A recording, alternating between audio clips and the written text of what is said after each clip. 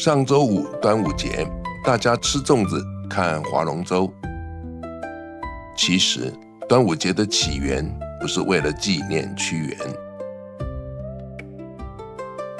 端午节古代是一个防疫情的节日，农历5月，天气热了，湿气重了。古人管这个月叫毒月，毒蛇、蝎子、蜈蚣、癞蛤蟆、壁虎，这5毒全出来了。而5月初5更是毒中之毒，所以这一天叫端午。端是开始，也是正的意思，要压制毒邪和疾病。所以古人在端午节见面，不是互道节日快乐，而是端午安康。古人怎么压制毒邪呢？他们用兰草洗澡，身上带香囊，家门口挂菖蒲，还有喝雄黄酒。雄黄是一种矿物，含砒霜，有毒。民间故事里，白娘子就是喝了雄黄酒现了原形，结果夫妻离散。所以幽默地提醒一句，如果你家有漂亮妻子，你也想与她好好过日，那么雄黄酒千万别给她喝。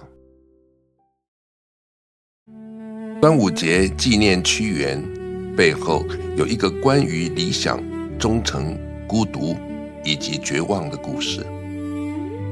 屈原是战国时期楚国贵族，一生追求美政，结果被小人排挤，被楚王流放。公元前278年5月初5，屈原投汨罗江而死。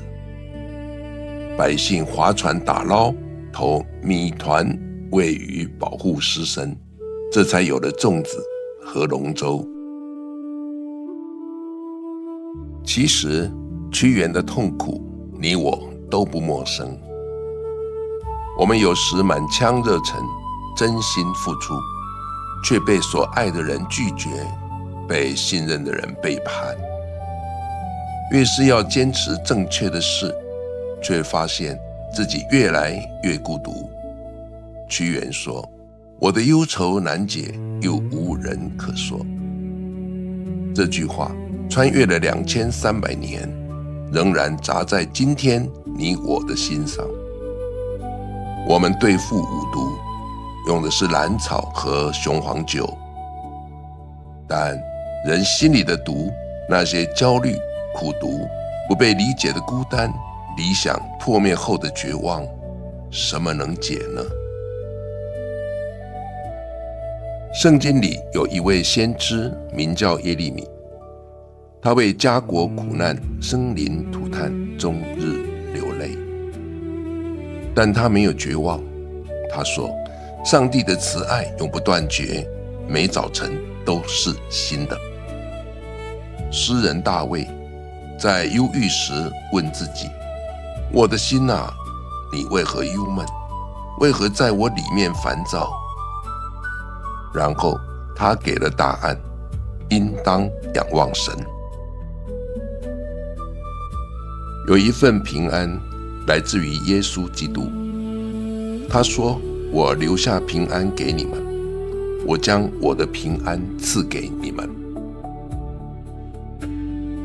真正的平安不取决于环境有没有风浪，而取决于风浪中你有没有一个稳定的锚。而耶稣基督就是人生命里这个稳定的锚。所以端午节我衷心祝福你，愿你认识那位赐真正平安的主，愿你端午安康。我是你的朋友John Mu，欢迎来到红尘极光，关注我，看透人生。